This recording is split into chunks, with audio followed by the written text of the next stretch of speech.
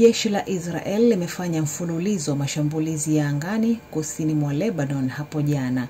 Lilisema liliyalenga maeneo ya Hezbollah yakiwemo maeneo ya kuhifadhia silaha.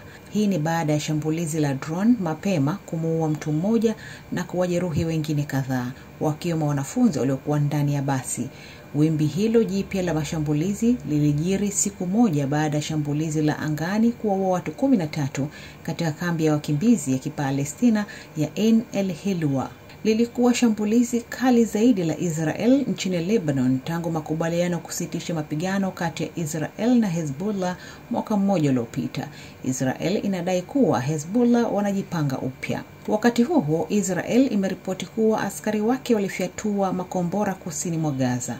Maafisa wa afya katika ukanda huo wanasema mashambulizi ya Israel yaliwaua kiasi ya Wapalestina 25. Kwingineko, waziri mkuu wa Israel Benjamin Netanyahu alitembelea eneo lisilo na shughuli za kijeshi ndani ya Syria ambalo Israel lilikamata mwaka mmoja.